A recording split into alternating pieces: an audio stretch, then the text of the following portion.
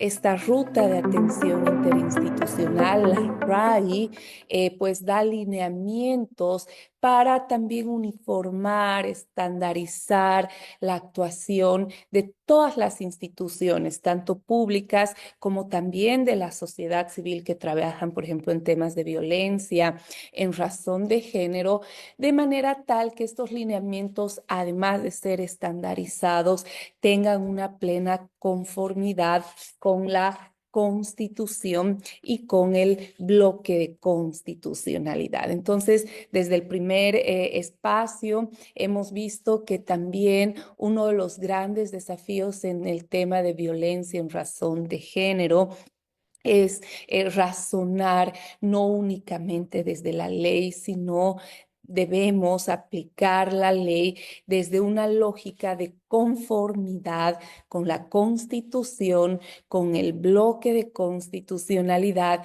y con este tema tan neurálgico, tan importante que hemos ido viendo, que es la cláusula de igualdad sustantiva y prohibición de discriminación contenida en este artículo tan importante de la Constitución, que es el artículo 14, numeral segundo, que desde patrones estructurales de discriminación, como lo hemos ido viendo en razón de género, pues hacen que se apliquen los enfoques diferenciales. Entre ellos hemos visto el enfoque de género, el enfoque de interculturalidad, el enfoque de interseccionalidad, que además identifica situaciones de múltiple vulnerabilidad que se entrecruzan y que colocan a una persona en situación de mayor vulnerabilidad y riesgo. Entonces, estos enfoques diferenciales primero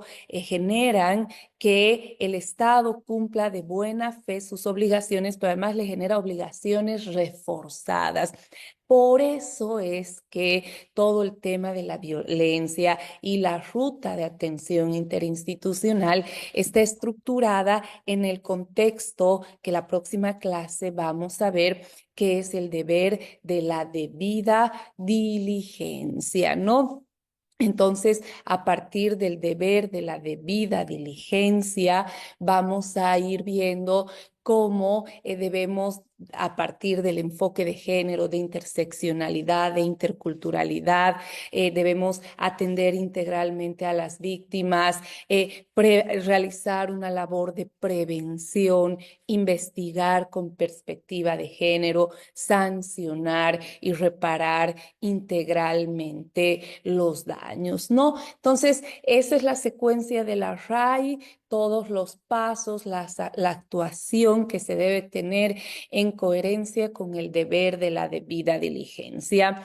La clase o el webinar anterior hemos abordado también todo lo que implica especialmente la violencia en razón de género. Hemos visto cómo hemos superado el concepto de violencia en contra de la mujer y ahora el concepto también es de violencia en razón de género y es justamente a partir de este contexto de lo que es la violencia en razón de género que vamos también a abordar ya ahora todos los pasos de la RAI, especialmente hoy en la noche. Vamos a centrarnos en las labores de las instancias promotoras de denuncia y vamos a empezar a concentrarnos en la denuncia, pero además en particular en el primer contacto con la víctima y todas las medidas de atención y protección que deben brindársele en el marco también de esta unificación de criterios contenida en esta RAI, la Ruta de Actuación Interinstitucional, criterios que reitero, pues son absolutamente coherentes, no solo con la Ley 348 o con el Código Niña, Niño, Adolescente, sino que tienen una plena conformidad con la Constitución y con el bloque de constitucionalidad, ¿no? Entonces, en ese sentido, a partir de esta mirada, ¿no?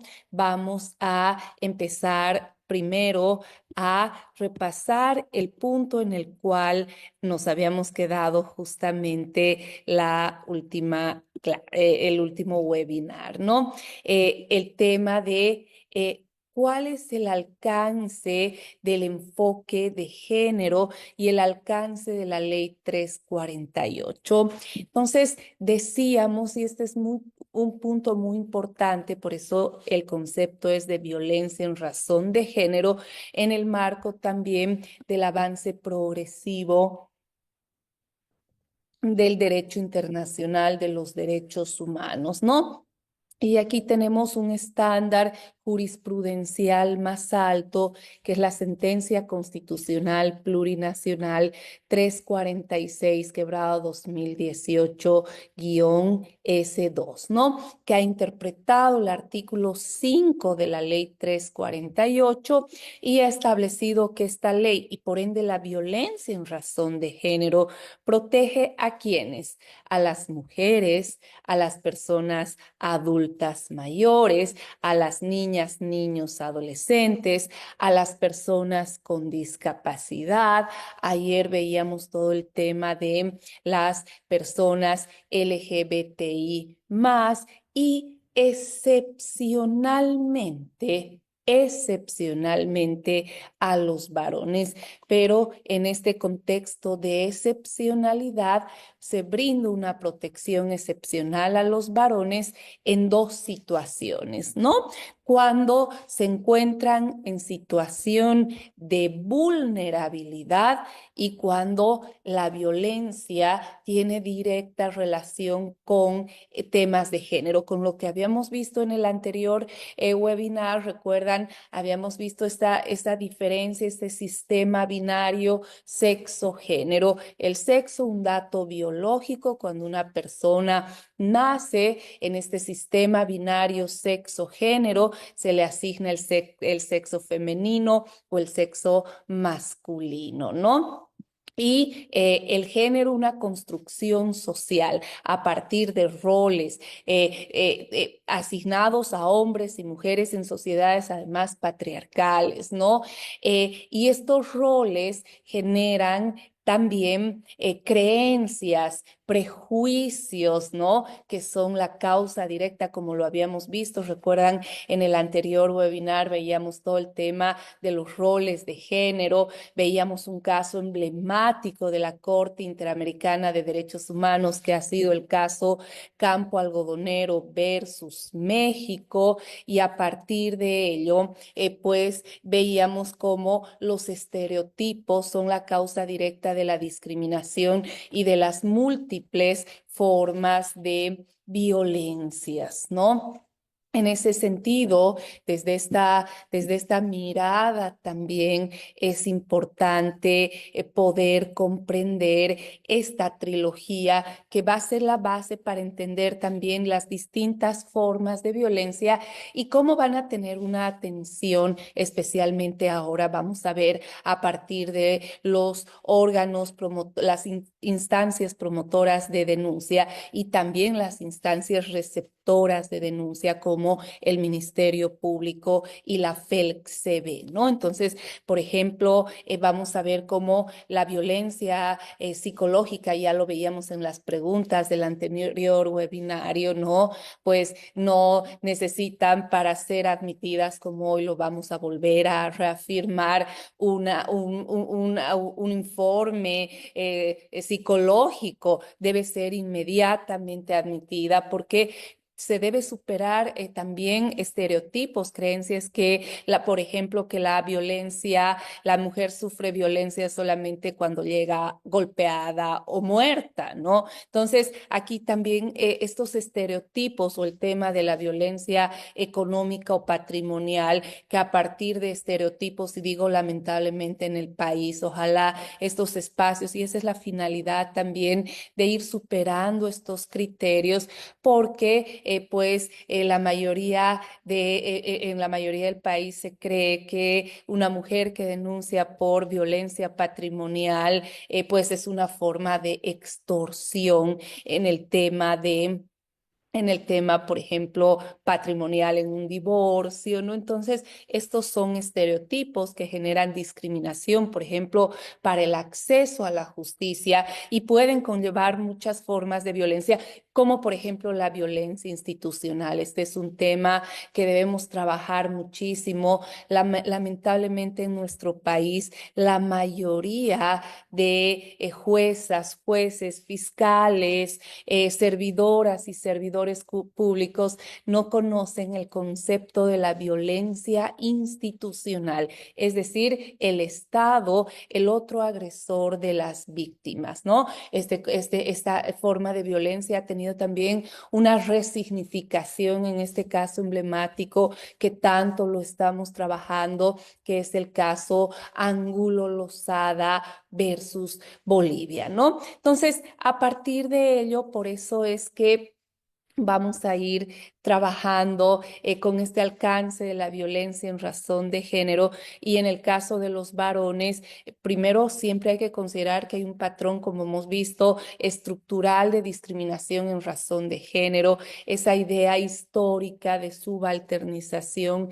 que hemos visto que además va a tener que implicar una mirada en cada caso de las relaciones de poder que también se generen. Ese es el sentido del enfoque de género, de interseccionalidad, de interculturalidad, que son métodos del derecho, pero también de las ciencias psicológicas, sociales, económicas, ¿no? Para identificar relaciones asimétricas de poder. Entonces, bajo este sentido, ¿no? En esta lógica de relaciones en una situación de vulnerabilidad y eso excepcionalmente cuando el varón sufra violencia, pero emergente de roles de género, excepcionalmente va a tener, como lo establece la RAI, siguiendo el estándar más alto de esta sentencia, la 346, quebrado 2018-S2, excepcionalmente, pues puede ser protegido por la ley 348. Ahora bien, con toda ya estas herramientas, estos elementos argumentativos que los hemos estado viendo hasta ahora, ya vamos a entrar a los puntos específicos que he tratado de identificar los puntos más importantes en esta labor de coordinación y cooperación de la RAI, de la Ruta de Atención Interinstitucional. Voy a iniciar con los principios rectores. Y aquí quiero hacer una primera aclaración muy importante, ¿no? A veces pareciera que los principios tienen una posición absolutamente retórica en los procesos judiciales, incluso en las decisiones administrativas, ¿no? Los principios se los enuncia, pero siempre de manera lírica, ¿no? Y no necesariamente se les da una labor o un valor específico, por ejemplo, en el razonamiento judicial, que se enmarca muchas veces únicamente a la visión de las reglas positivistas del derecho, ¿no? En el modelo constitucional que hemos asumido y con mayor razón en temas de violencia en razón de género, pues es importante entender, y aquí cito una sentencia constitucional muy importante, que es la sentencia 112, quebrado 2012 del Tribunal Constitucional, que ha desarrollado los alcances de los principios en la labor de argumentación jurídica y de aplicación de la ley. Los principios pues van a dar sentido, van a dar alcance a las reglas jurídicas, van a sustentar justamente la aplicación de una ley y van desde una visión a partir de la cual estos principios rectores también de la labor de argumentación jurídica jurídica van a asegurar que la decisión, la aplicación de una ley, el sentido que se le dé, el alcance, y no solo en temas judiciales, sino, por ejemplo, en la actuación de las entidades promotoras de denuncia, por ejemplo, que vamos a ver, pues va a hacer que estos principios van a hacer que se tenga una verdadera conformidad con la Constitución y con el bloque de constitucionalidad y con todo esto que estamos viendo que es la cláusula de igualdad sustantiva y prohibición de discriminación, ¿no? Entonces, en ese sentido, vamos a empezar con tres principios iniciales que deben regir la actuación y la coordinación interinstitucional. El primer principio, el principio de dignidad, ¿no? Cómo en violencia en razón de género, y aquí vamos a volver a aplicar todos los criterios que hemos señalado, los estereotipos de género. Lo grave, sigo aquí el caso Campo Algodonero versus México, que también hemos visto con ustedes, si bien ya es absolutamente nocivo en términos de igualdad, los estereotipos persistentes y repetidos en sociedades diversas, pues son aún más nocivos cuando estos estereotipos llegan a las autoridades judiciales y estos estereotipos son contrarios o llegan a afectar este principio rector que debe guiar para garantizar una debida diligencia la labor de todas las instancias que participan en la atención, en la protección y el juzgamiento de hechos de violencia en razón de género. Entonces, la dignidad tiene un componente esencial. Vamos viendo, por ejemplo, cómo se afecta este principio a partir justamente de lo que íbamos viendo, que son los estereotipos de género.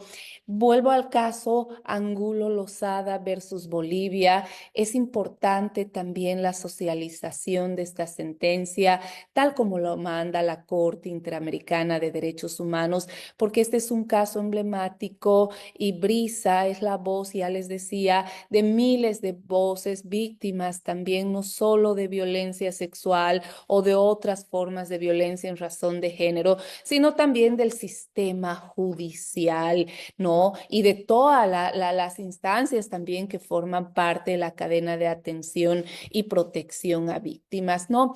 En el caso Angulo Lozada versus Bolivia, vamos a ver por eso algunos estándares específicos de actuación que hoy los vamos a ver y que están contemplados en la RAI, ¿no?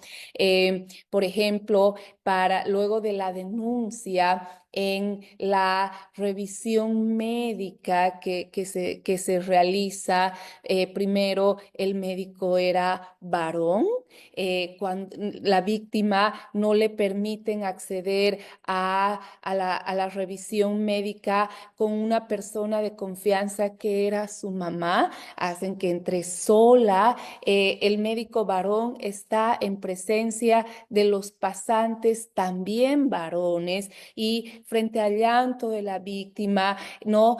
Pues actúan con una absoluta crueldad, podríamos decir, que refleja también estos estereotipos del sistema de justicia patriarcal y por lo tanto, por ejemplo, aquí vemos cómo en este caso se ha afectado la dignidad de la víctima y lamentablemente pues desde el primer contacto con las víctimas, cuando se las culpabiliza o se las criminaliza, se está afectando con el principio de dignidad. Lo mismo el caso que les contaba de una mujer transgénero que además es trabajadora sexual, una profesión estigmatizante que genera profunda discriminación a partir de prejuicios, de estereotipos, ¿no?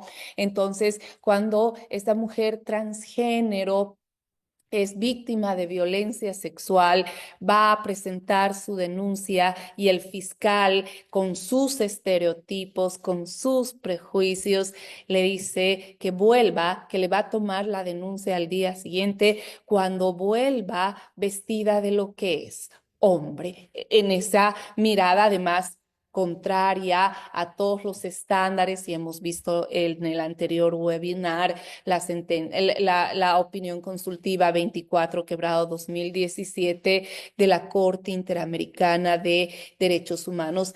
Este rechazo, ¿no? En primer lugar, afecta la dignidad de las personas en la medida en la cual no se respete su derecho a la identidad de género. Entonces, la dignidad entre los principios rectores es el primer criterio, el primer principio desde el cual debemos razonar. La buena práctica que ya les comentaba, como en Potosí, por ejemplo, se ponían un color de lanita en la mano. Entonces, obviamente, cuando la víctima llegaba, por ejemplo, al hospital para recibir atención, era tratada con total dignidad, ¿no?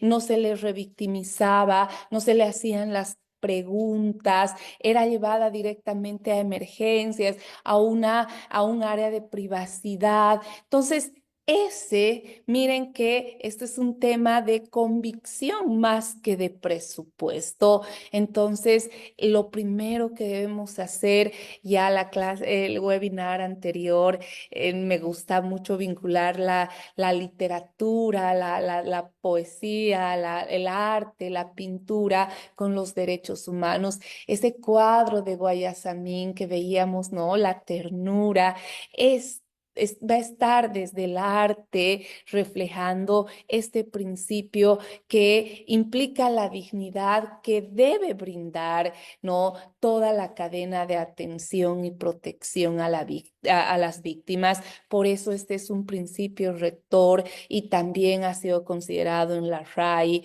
un principio rector. Cualquier actuación, no todo está, por supuesto, contenido en la RAI. Van a haber situaciones que lo primero que deben generar cuando no hay realmente un lineamiento específico, pero siempre se debe razonar en coherencia del principio de dignidad, que es el eje rector para la atención y protección reforzada a las víctimas de violencia en razón de género. Segundo principio, sumamente importante, la atención prioritaria y diferenciada. Hoy en particular vamos a ver desde la RAI los alcances también de la interrupción legal del embarazo, la ILE. Vamos a ver los alcances de la sentencia 206/2014 y los lineamientos que se ha establecido en la RAI, ¿no? Aquí vamos a ver, por ejemplo, cuán importante es dar una atención prioritaria y diferenciada.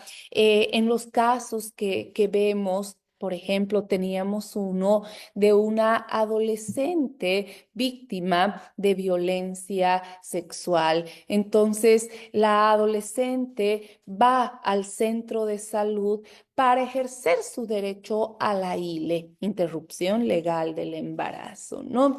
Entonces, claro. Lo primero le pide ficha, entonces aquí vemos cómo ya hay un trato que no es prioritario, porque como vamos a ver, toda víctima de violencia en razón de género, pero en particular las de violencia sexual, tienen pues que tener una atención prioritaria por emergencia, pero incluso diferenciado de los demás pacientes que estén en emergencia por la situación de especial vulnerabilidad, ¿no?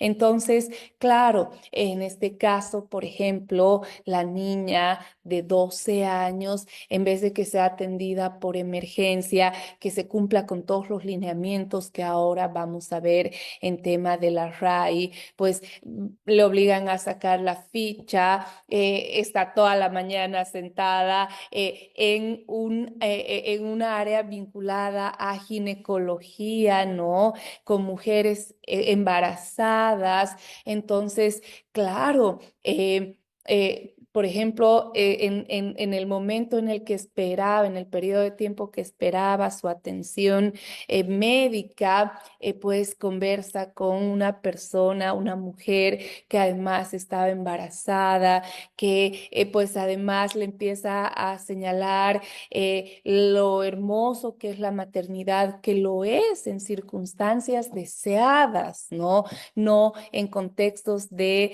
violencia sexual hacia una niña, que pues la ILE es un derecho. Pero entonces aquí ya vemos cómo el no garantizar, ¿no?, esta atención prioritaria y diferenciada, pues hace, por ejemplo, que pueda tener influencias, porque la ILE debe ser, como vamos a ver enseguida, debe ser una decisión informada, pero desde una información que pues esté exenta de cualquier influencia religiosa o moral, sino desde una lógica del interés superior de la niña, adolescente, del principio de autonomía progresiva de la voluntad, de una información integral, ¿no? Entonces, claro, por eso es que es tan importante que los centros de salud, las instancias promotoras de denuncia, el Ministerio Público, la FELCSB, siempre estén regidos por este principio de atención prioritaria y diferenciada para víctimas de violencia en razón de género.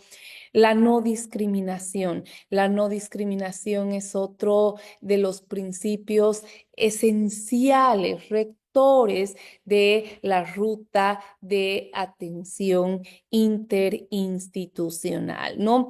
Cuando vemos todo el tema de por ejemplo, casos de violencia sexual, el típico caso que tanto estamos trabajando de la mujer transgénero, trabajadora sexual que es víctima de violencia sexual, ¿no? Aquí vemos cómo el fiscal razona a partir de estereotipos que sin duda alguna generan discriminación para las mujeres transgénero en cuanto al derecho al acceso a la justicia, a una protección reforzada como víctima de violencia en razón de género. Entonces, el pensar también desde la no discriminación es muy importante, especialmente en estos temas, ¿no? En temas de violencia sexual, mucho se estigmatiza a las mujeres trabajadoras sexuales, se estigmatiza a las mujeres por su forma de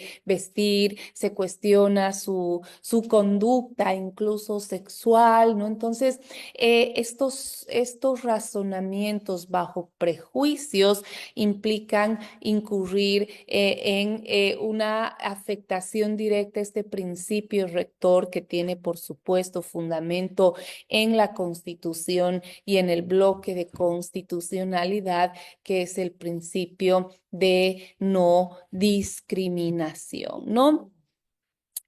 Luego, también entre los principios rectores tenemos el ejercicio progresivo de derechos. Vamos a ver cómo desde el avance del derecho internacional de los derechos humanos, desde la Convención de Derechos del Niño, las niñas, niños, adolescentes son titulares de derechos, son sujeto de derechos, no objeto de protección, ¿no? Esto lo vamos a ver, por ejemplo, en la ILE, la interrupción interrupción legal del embarazo. Hay casos en los cuales, por ejemplo, la mamá de la niña víctima por temas religiosos se opone a la ILE, ¿no? Pero si la niña quiere ejercer su derecho a la interrupción legal del embarazo, pues debe garantizarse este derecho desde una lógica informada en el marco de esto que también en el derecho, en el avance del derecho internacional de los derechos humanos se ha denominado el ejercicio progresivo de derechos, ¿no? También tenemos el principio de protección, ¿no? Debe brindarse a las víctimas de violencia en razón de género una protección reforzada. Por eso es que, por ejemplo, en las medidas de protección deben ser de carácter urgente en el primer contacto con las víctimas y a la luz del principio precautorio, bajo también esta lógica de la presunción de veracidad que se aplica en materia penal en etapa preparatoria y que no es el fundamento para una condena de ninguna manera, sino la presunción de veracidad hace que la víctima sea protegida de manera reforzada y que bajo esta presunción de veracidad pues se admita la denuncia y el Ministerio Público tenga la carga de la prueba, sea el que investiga, sea el que recolecte todas las pruebas, lo que no quiere decir, y este es un tema, el último webinar, vamos a ver este aspecto de manera específica, porque lamentablemente el Ministerio Público llega a formular una acusación únicamente en base al principio de presunción de veracidad. Esta es una práctica que no es coherente ni con la Constitución ni con el bloque. Esa es la línea también de la ruta de atención interinstitucional, porque la presunción de veracidad tiene un fundamento en etapa preparatoria, pero para efectos de generar obligaciones reforzadas al Ministerio Público y a efectos de lograr una protección reforzada a partir de la declaración de la víctima desde el primer momento, ¿no? Esta protección, por eso traducimos todo lo que es el tema de las medidas de protección. También es importante ver desde estos avances el principio de confidencialidad, ¿no? Claro, por ejemplo, en un municipio en el cual lamentablemente un SLIM no tenía las condiciones, y esto realmente es una realidad en muchos municipios del país, porque lo cierto es que los gobiernos autónomos municipales invierten muy poco en los SLIMs, en las defensorías de la niñez, ¿no? Entonces, por ejemplo, en un municipio, el SLIM, pues era un ambiente abierto y tenía un escritorio en un rincón, ¿no? Y en todo el espacio, además, se hacían trámites, todo el tema, funcionaban otras oficinas del municipio, ¿no? Entonces, por ejemplo, llega un caso de una víctima de violencia sexual, ¿no? Y pues una persona, un vecino, pasaba por el ambiente, escuchó lo que la víctima le contaba, ¿no? Y pues en la tarde toda la comunidad se había enterado que esa víctima fue víctima de violencia sexual, pero además en sociedades patriarcales, víctima estigmatizada, culpabilizada por la violencia sexual. Entonces, sé que tenemos en muchos municipios limitaciones, incluso en temas de estructuras, ¿no? Físicas, de instalaciones, pero sí que es importante resguardar la confidencialidad. Esto en un sentido también que resguarde la dignidad de las víctimas. Por eso es que la confidencialidad es un principio rector de la RAI, ¿no? La no revictimización. Este es uno de los principios esenciales. El último webinar nos vamos a dedicar específicamente a ver el tema de la declaración única de las víctimas, ¿no? ¿Por qué? Porque en la medida en la cual cumplamos con la declaración única de la víctima, con el tema del anticipo de pruebas, vamos a evitar que la víctima siga recordando esa, disculpen, esa experiencia traumática y tenga que contar en todas las instancias la experiencia sufrida, ¿no? Entonces, la no revictimización es uno de los principios rectores de la RAI, de la Ruta de Atención Interinstitucional. En este sentido, nuevamente vuelvo al caso que también lo estamos trabajando mucho en este espacio, que es el caso Angulo Lozada versus Bolivia. En este caso, este es un caso emblemático de vulneración a este principio que a su vez es una garantía, que es la no revictimización, ¿no? Un tribunal de sentencia, luego de varias nulidades, imagínense el sesgo de género y la vulneración directa al deber de debida diligencia reforzada, ¿no? Después de más de 8 años de la violencia sexual que sufrió la víctima, ¿no? Anula obrados y ordena que se practique una pericia ginecológica. Después de casi más de 8 años de la violencia. Entonces, este razonamiento, por eso la Corte Interamericana de Derechos Humanos ha establecido, por supuesto, la responsabilidad internacional del Estado boliviano, y uno de los objetivos de la RAI a través de estos principios rectores es justamente superar todo el tema de la no revictimización, ¿no? Entonces, esto es muy importante si se cumplen todos los criterios, especialmente en la primera etapa, ¿no? Desde el primer contacto, la denuncia y la primera parte del proceso penal de la investigación preliminar. Esto es muy importante, primero para no revictimizar a las víctimas y también para asegurar un debido proceso. Ya les decía que la RAI desde los estándares internacionales no es el sentido anular los derechos del procesado, no, de ninguna manera. Por supuesto, debemos tener y debemos cumplir con todas las garantías, pero sí también debemos dar una protección reforzada para el acceso a la justicia a las víctimas y para evitarles revictimización en contextos en los cuales el sistema judicial también está plagado de razonamientos judiciales absolutamente basados en prejuicios y en estereotipos. Entonces, este caso de la pericia ginecológica después de más de 7 años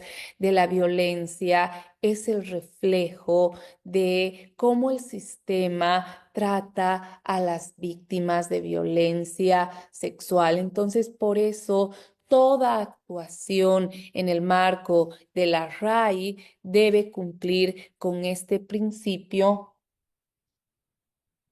que es el principio de no revictimización, ¿no?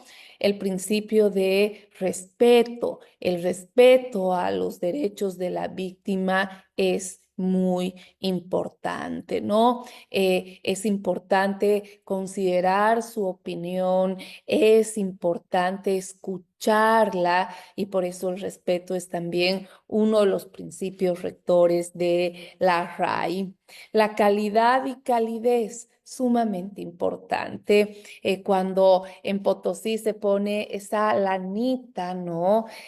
No solamente se da una atención de emergencia en un ambiente privado, sino que también, y por eso es tan importante la especialidad, la empatía, es importante trabajar con calidad y con calidez.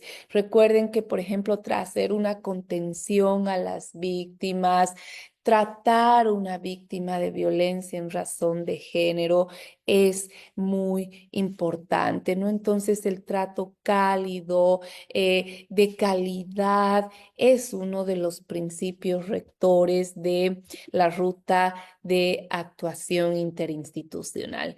Entre otros principios que enseguida también los vamos a abordar de manera específica, tenemos el interés superior de los infantes, niñas, niños, adolescentes, ¿no?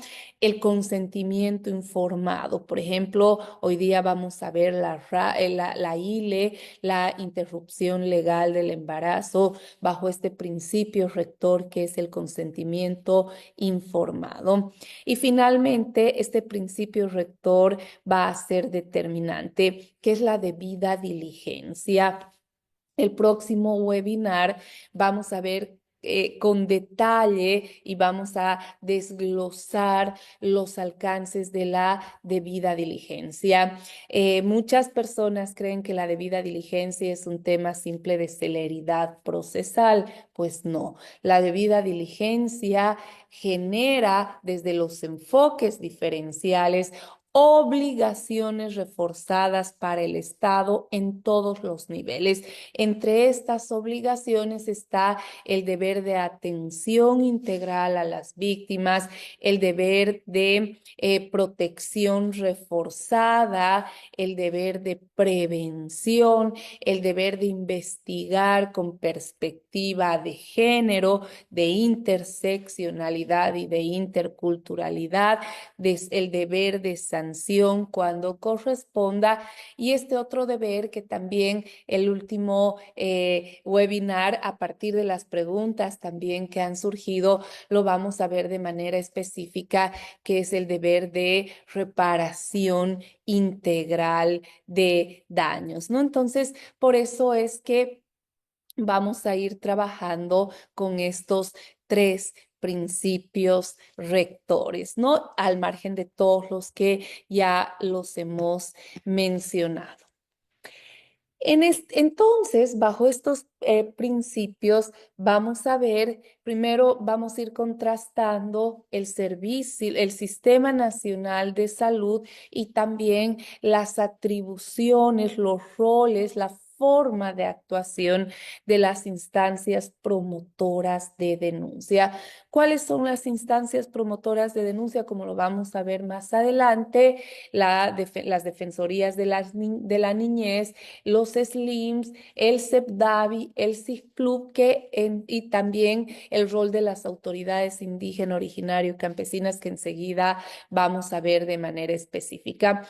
Pero en este contexto, inicialmente vamos a analizar el Sistema Nacional de Salud, ¿no? Entonces, bajo los principios rectores que hemos visto, en coherencia con el deber de la debida diligencia, a partir de los enfoques diferenciales que generan, como hemos dicho, obligaciones reforzadas del Estado. Entonces, bajo todo este amparo de la Constitución, del bloque de constitucionalidad y de la cláusula de igualdad sustantiva y prohibición de discriminación, pues desde estos elementos es importante señalar que en los casos en que la víctima acude al Sistema Nacional de Salud, ya sea por referencia, cuando el caso es remitido por las instancias promotoras de denuncia, o cuando el primer contacto se da ante el Sistema Nacional de Salud, reitero, se la debe atender como emergencia médica y en un ambiente privado. No puede hacer pedir la ficha, esperar el turno como los demás. es una atención médica de emergencia desde el deber de la debida diligencia que, miren, no se limita, no se reduce únicamente a celeridad procesal, sino vean cómo este principio de la debida diligencia irradia todas las actuaciones de la cadena de atención y protección a las víctimas, ¿no? Entonces, vamos a ver algunos criterios muy importantes que han sido plasmados también en la ruta de atención interinstitucional en el marco de una coherencia con la Constitución y con el bloque de constitucionalidad, así como con la cláusula de igualdad sustantiva y prohibición de discriminación, ¿no? Entonces, en este sentido, cuando la víctima acude a un establecimiento del Sistema Nacional de Salud, primer elemento, no se le puede exigir la cédula de identidad. Hemos visto, lamentablemente, por eso estos lineamientos de actuación son muy importantes, ¿no? Hemos visto, por ejemplo, en algún caso, la víctima acude al centro de salud y le niegan la atención médica porque no portaba ningún documento de identidad, ¿no? Entonces, no se puede exigir cédula de identidad. Se la debe registrar con los datos que mencionas. En el registro se puede poner una aclaración que no presenta cédula de identidad, eso sí, pero jamás se le puede negar la atención por emergencia prioritaria bajo el argumento de que no tiene cédula de identidad, ¿no? Segundo punto, esto para el Sistema Nacional de Salud, ¿no? Desde el momento que la víctima, si su primer contacto ha sido un centro de salud, entonces el centro de salud tiene el deber, y por eso aquí el Ministerio Público, desde la RAI, tiene un rol central de coordinación. No solamente recolecta pruebas para efectos de investigación, sino que además tiene un rol desde la debida diligencia de coordinación entre los diferentes actores, ¿no? El éxito también de cumplir con la debida diligencia está en el marco de un buen deber de coordinación. Esto va a asegurar una protección reforzada a las víctimas y va a asegurar también que se cumpla con el debido proceso, ¿no? Por eso es tan importante este tema, ¿no? Entonces, también cuando la víctima acude al Sistema Nacional de Salud, no se le puede exigir cuando va a ejercer su derecho a la ILE o para que sea atendida, ¿no? Si señala, por ejemplo, que ha sido víctima de violencia sexual, para atenderle no se puede condicionar la atención médica a una denuncia, a un requerimiento fiscal o a una orden judicial, de ninguna manera, ¿no? Tampoco se le puede exigir una adscripción al SUS. Esto es muy importante. Hay víctimas que no tienen seguro particular, pero tampoco están inscritas en el Sistema Universal de Salud. Entonces, la no inscripción de ninguna manera implica que no se le brinde la atención de emergencia inmediata, oportuna. Por supuesto, de manera posterior se regularizará el registro en el Sistema Universal de Salud. Sin embargo, pues no se puede desde el deber de la debida diligencia condicionar la atención a una suscripción en el SUS, ¿no? Entonces, también en este contexto estamos mirando inicialmente el Sistema Nacional de Salud, El personal debe informar el hecho de violencia al Ministerio Público, a la FELC-CB o a las instancias promotoras de denuncia. Hoy en este webinar vamos a tener una diferencia clara de los roles de las instancias promotoras de denuncia, la Defensoría de la Niñez, los SLIMS, el CEPDAVI, el CIGPLU, ¿no? Y vamos a ver también desde esta perspectiva de la debida diligencia, los roles de las entidades receptoras de denuncia.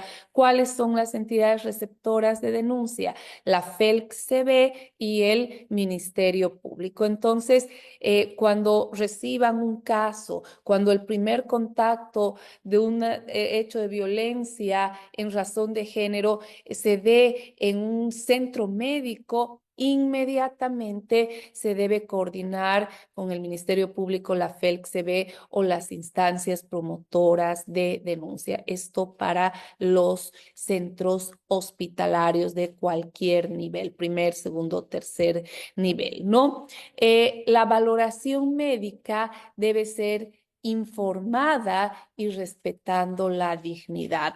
Este es un lineamiento específico que surge en la RAI, especialmente en el marco de lo que sucedió en el caso Angulo Lozada versus Bolivia, que además, como les decía, Brisa, existen miles de Brisas en Bolivia, víctimas de violencia sexual y víctimas también de la violencia institucional del Estado, ¿no? Entonces, como les mencionaba, la presencia de un médico varón con los pasantes que no consideraron el llanto de la víctima, que le decían que está exagerando, ¿no? Estos criterios no respetan la dignidad y, por supuesto, toda valoración médica debe ser informada, ¿no? Este es un deber, un lineamiento específico que está en la ruta de atención interinstitucional, ¿no?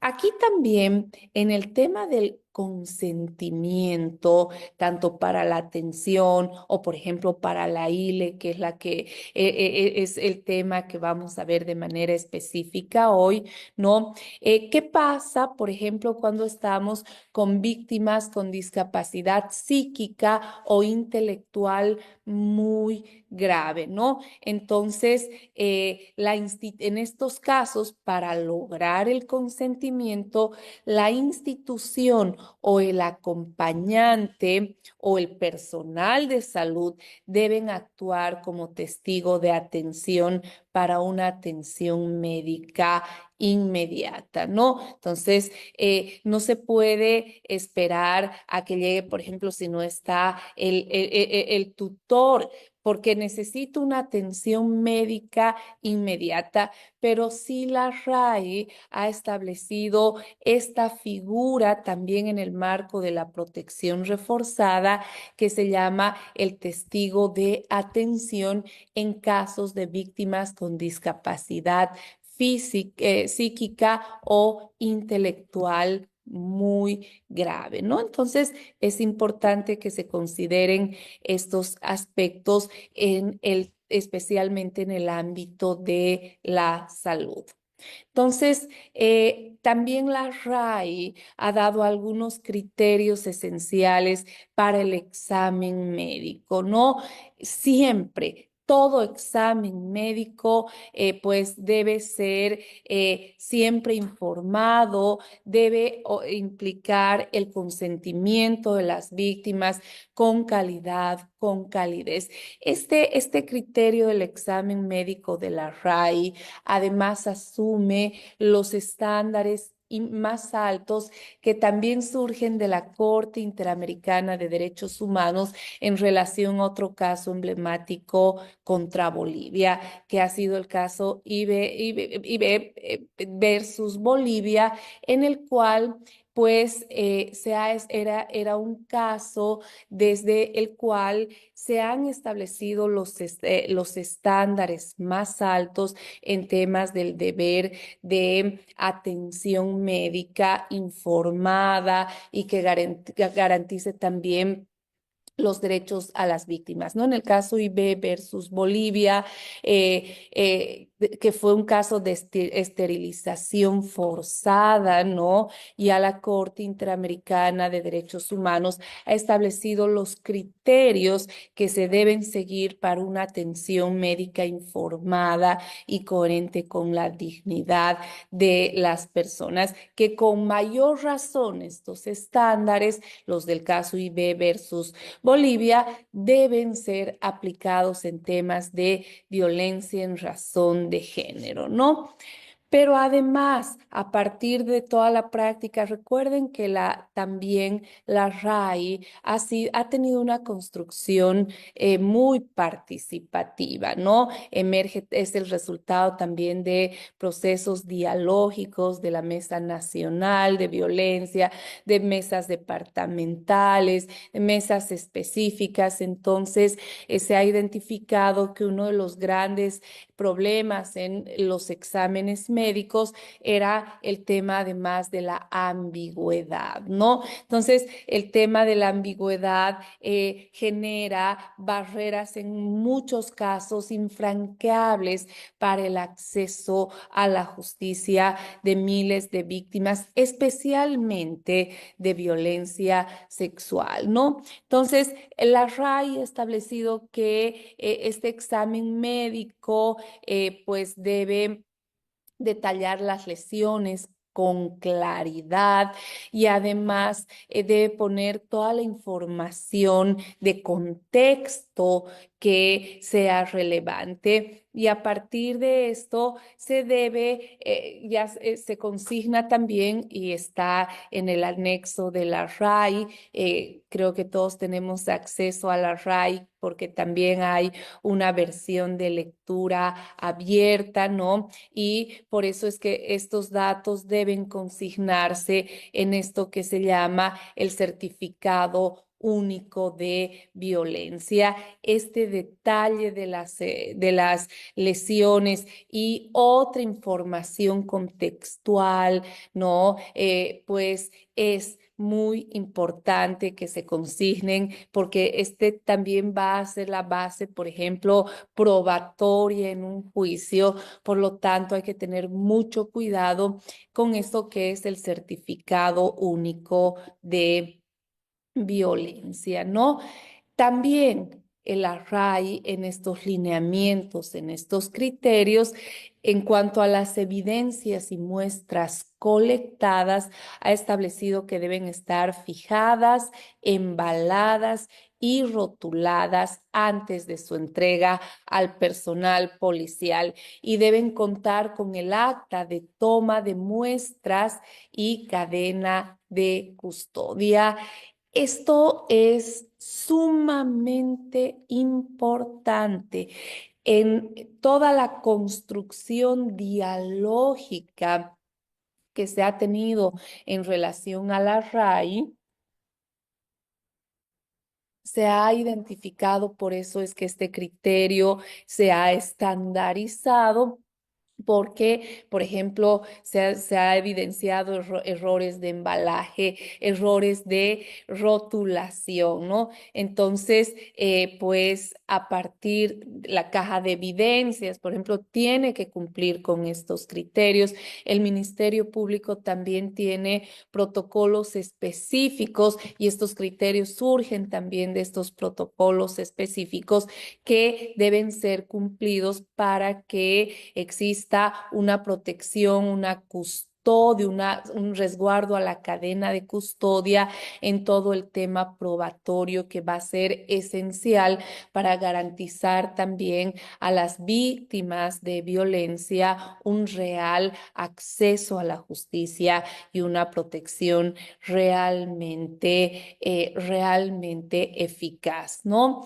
El acta de toma de muestras es uno de los temas que más condiciones genera. Entonces, también en los centros de salud es muy importante, y así lo establece la RAI, que consideren este acta. Este acta también debe estar debe ser preciso, debe ser claro, porque va a ser la constancia también para contrastar que ha existido un resguardo real a la cadena de custodia, ¿no? Entonces es importante que se tomen también estos requisitos, ¿no?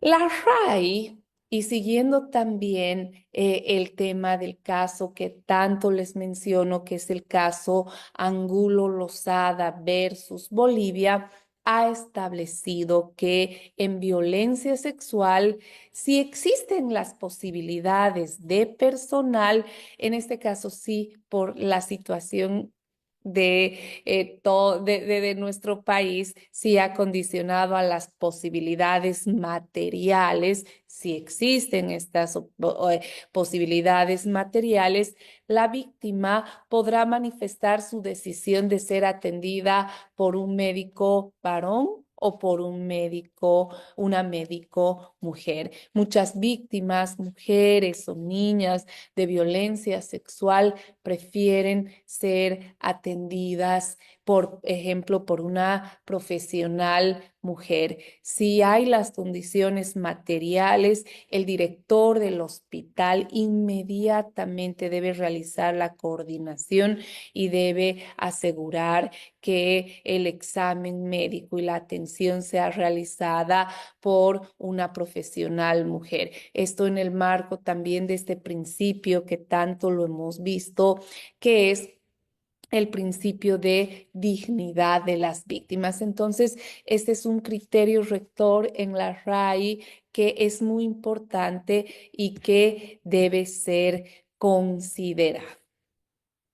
Ahora bien, vamos a ver estos criterios, ¿no? Que deben cumplirse cuando se va a tener contacto con las víctimas.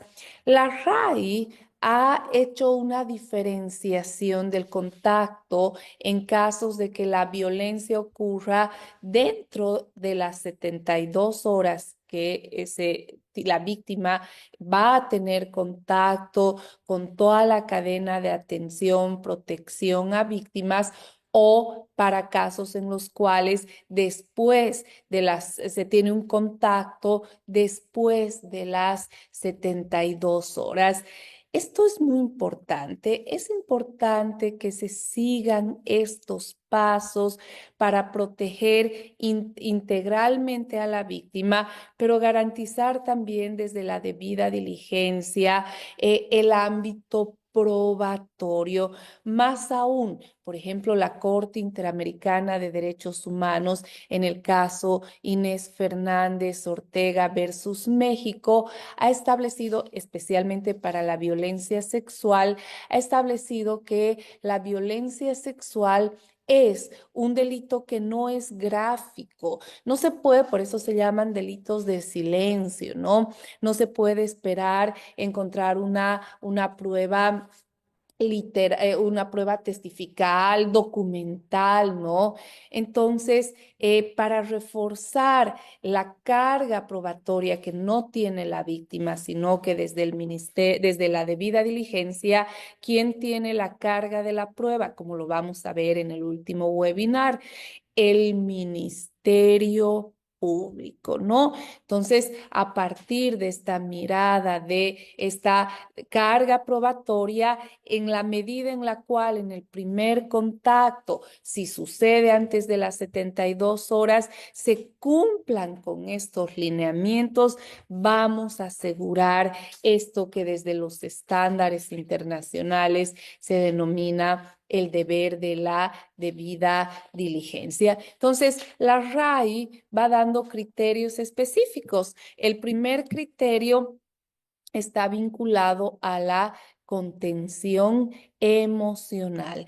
Y aquí viene otra vez la empatía, el trato digno, con calidad, con calidez. Hay situaciones en las cuales, por eso, por ejemplo, es tan importante en los SLIMs, en las defensorías de la niñez, el equipo multidisciplinario que además cumpla con criterios de especialidad por justamente el deber de la debida diligencia que conlleva una atención reforzada e integral a víctimas de violencia en razón de género. Entonces, la RAI hace mención y establece este deber de contención emocional, ¿no? También, y esto para los centros de salud, es importante que brinden un tratamiento especializado, que además debe también registrarse para efectos probatorios de los tratamientos debe realizarse un tratamiento de traumatismos extragenitales, paragenitales y genitales, ¿no? En todos estos casos es obligación realizar este tratamiento y una revisión especialmente para identificar la violencia sexual, ¿no? Es importante en el primer contacto bajo el tratamiento de emergencia, esto especialmente en el ámbito del sistema de salud, debe ser en el primer contacto, ¿no? El tema de una debida diligencia y debe colectarse la evidencia de muestras biológicas y no biológicas, ¿no? Este es el lineamiento que nos da la ruta de actuación interinstitucional. Otro tema muy importante, de manera gratuita, ¿no? Debe ordenarse y debe asegurarse aquí las entidades promotoras de denuncias y el servicio de los servicios de salud, ¿no? Deben realizar en casos de violencia sexual la prueba de embarazo, ¿no? Es importantísimo y la prueba rápida de VIH-Sida. Es muy importante que se cumpla con esta previsión, ¿no? Luego, la prevención de ITS, VIH y hepatitis B es otro criterio también que debe considerarse.